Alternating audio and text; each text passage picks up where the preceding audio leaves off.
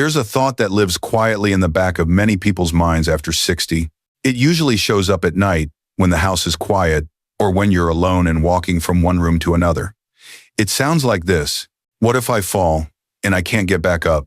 If that thought has ever crossed your mind, you are not being dramatic. You are being aware. Every 11 seconds, an older adult in the United States is treated in the emergency room because of a fall. Falls are common, they are serious, and they are scary. But here's the part almost no one explains. In many cases, the fall itself is not the biggest danger. What really determines the outcome is what happens in the first few minutes after the fall: how you breathe, how you move, what you choose not to do, and the order you do things in. That sequence can be the difference between a temporary scare and a serious complication. Most people have never been taught what to do on the ground. They've been told to be careful, use a cane, move slowly, but not how to respond if the very thing they fear actually happens. Today, we're going to change that. In this video, I'm going to guide you through 5 clear, practical, life-protecting steps you can take after a fall, especially if you're alone. These steps are built on how your brain, heart, and muscles work under stress. They are not about being strong, young, or athletic. They are about being smart. You won't need equipment. You don't need to remember complicated medical terms. All you need is a calm voice in your ear, a sequence you can recall, and the belief that even on the ground, especially on the ground, you are not powerless. Before we begin, I want you to hear this. Falling does not mean you are weak, clumsy, or failing. It means you are human, living in a body that has carried you through decades of life, and you deserve to know how to protect that body, even in its most vulnerable moments.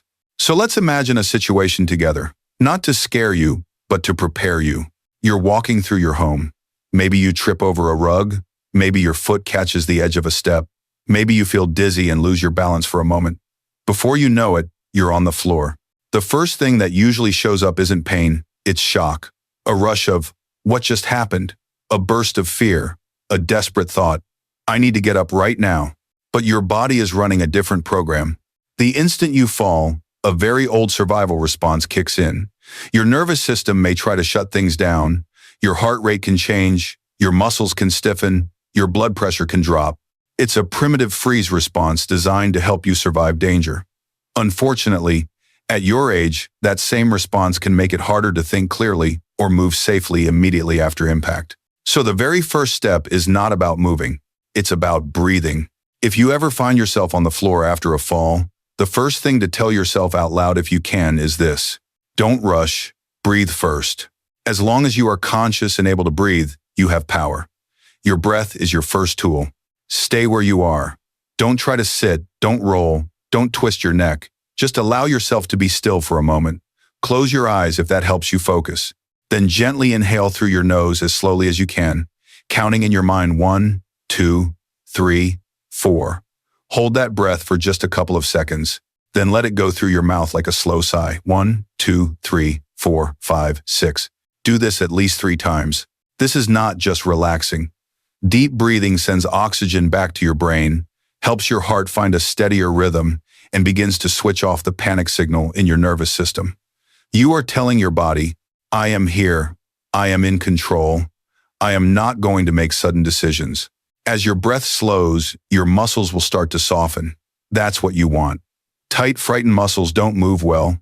Calm muscles do. Once your breath feels even not perfect, just more steady, you move to the next step. This second step is one that most people skip, and it's where a lot of extra injuries happen. Now you enter the stillness phase. Most people, especially those who are proud, independent, or afraid of making a fuss, try to prove they are fine as fast as possible. They say, I'm okay, and push themselves up before their body is ready. A few seconds later, they feel dizzy, lose their balance, or realize they've put weight on an injured joint and they end up falling again. Instead of jumping into action, give yourself permission to do something that looks like nothing, but is actually extremely smart. Pause. You're not wasting time. You're giving your body a chance to talk to you. Keep your head and neck in the position they landed. Don't twist to look around. Don't yank your shoulder. Let your eyes close lightly if that helps. Take one more slow breath. Now ask yourself 3 quiet questions. Is my breathing steady or very strained? Am I feeling any sharp, spreading, or overwhelming pain anywhere, especially in the hips, chest, neck, or head? Do I know where I am and what just happened? You don't have to answer out loud, but you do need to listen. If your thoughts feel foggy, if you can't remember what happened, if the pain is intense or you suspect a broken bone, this is the moment to stay still and call for help if you can reach a phone or alert device. In situations like chest pain, trouble breathing, severe head injury, or inability to move a limb, you treat it as an emergency and seek medical help immediately. If, however, your mind feels clear, you know your name, where you are, and how you fell, and your pain is moderate or mild, you can move to the next phase. Before you try to sit, before you attempt to stand, you're going to test your body the way a careful mechanic tests a car, one small part at a time. This is the micro-movement phase. Think of it as asking your body for permission instead of making demands. Start small. Wiggle your fingers, not big movements, just little taps or curls. Notice, does that create a sharp pain anywhere? If not, move on. Wiggle your toes. Can you feel them clearly? Is one side numb, or tingling, or burning? If all feels reasonably okay so far, gently rotate your wrists in small circles. Then your ankles. Take your time. There is no prize for speed here. Next, try bending one knee slightly, just an inch or two. You are not trying to sit up yet. You're simply checking if your legs will cooperate. Repeat on the other side. Are your hips reacting with stabbing pain, or just soreness and stiffness? Lastly, shift your shoulders very gently, as if trying to move them away from your ears. Again, you're not trying to lift your head. You are just waking up your joints. If at any point you notice extreme pain, a bone that feels unstable, or an area you cannot move at all, stop. That's your body saying, I need help. Don't force this. In those cases, the safest choice is to remain where you are if you're alone and call for emergency assistance, or shout, bang on the floor, or use a medical alert device if you have one. But if these micro movements feel possible, maybe uncomfortable, but not extreme, that's a sign your nervous system and muscles are starting to work together again. You've checked your breath. You've checked your awareness. You've checked your limbs. Now it's time to think about getting up. This is where most people feel the most fear. The idea of going from the floor to standing can feel huge, but you are not going to do it in one big effort. You are going to break it into steps your body already knows because they are the same steps you used as a child. You're going to roll, then rise. From wherever you landed, pick the side of your body that feels least painful or least tense. Slowly bend the knee on that side and let your body roll toward it until you are lying on your side. If your arm is trapped under you, move gently. Support your head with your lower arm or hand. Pause. Take a breath. There is no rush. From your side, press your free hand into the floor and begin to push yourself up, just enough to come onto your elbow, then onto your forearm. Then, little by little, bring yourself to a position where both hands are on the floor and you are on your hands and knees like a tabletop. If this takes you a minute or two, that's completely fine. Slow is safe. Once you're on hands and knees, your goal is not to stand up in the middle of the room. Your goal is to get to a sturdy support, a heavy chair, a sofa, a bench, or even a low table that won't slide. Crawl carefully toward that surface. Keep your movements slow and deliberate.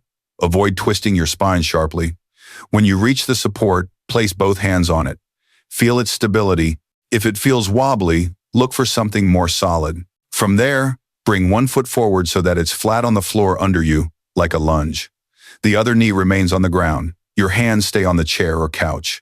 You're now in a half-kneeling position. Push through your front heel and your arms as you gradually lift your back knee off the floor and rise into standing. Move as if you were standing up in slow motion, one long exhale as you come up. Keep your hands on the support until you are fully upright. When you finally reach standing, it's natural to feel relief. You did it. You're up. But this is not the time to walk away and pretend nothing happened. In fact, these next few minutes are some of the most important. When you go from lying down to standing, your blood pressure has to adjust.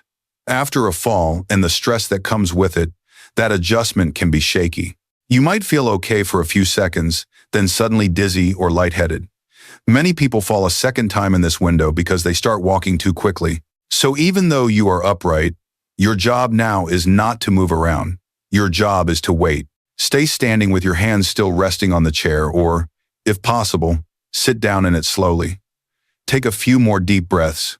Place a hand over your chest or on your wrist and feel your pulse. You don't need to count every beat. Just notice whether it feels frantic or if it's beginning to calm. If you can, take a small sip of water. Stress, injury, and fear can all dehydrate you quickly. Keeping warm can also help a light blanket, a sweater, anything nearby that helps your body relax out of shock. Give yourself at least 2 minutes in this supported position. This is not laziness, this is safety. If during this time you notice your vision dimming, spinning, or your body feeling weak again, sit back down immediately. Don't wait to see if it gets better on its own while you're walking. Only when you feel clear, steady, and warm, not perfect, but stable, do you take your first steps. At this point, the 5 essential actions have been completed. You regained your breath. You paused and listened. You tested your body in small, safe ways. You used a gentle method to roll, crawl, and rise. You allowed your body a recovery window before returning to normal activity. That is what it means to respond, not just react. Now, I want to add something important. The best time to learn these steps is not in the middle of a real fall. The best time is now when you are safe, upright, and able to practice. Just like fire drills or emergency plans, your body does better when it has rehearsed. You don't need to drop yourself on the floor to practice. You can go through pieces of the sequence slowly and carefully. Practice rolling to your side and getting onto hands and knees. Practice moving from the floor to a chair using that same roll and rise pattern. Practice taking a few deep breaths while lying on your back, then noticing how your body feels when you sit up slowly. If you have a trusted family member, friend, or physical therapist, walk through the steps with them. The more familiar these actions feel, the less your brain will panic if you ever need them. Also, consider your environment. Good planning is just as powerful as good movement. Ask yourself, do I have a sturdy chair or bench in the rooms I use most? Is there clutter on the floor that could trip me? Do I have a phone or emergency alert device within reach in multiple rooms? Have I told someone I trust how to check on me, especially if I live alone? These questions aren't about living in fear.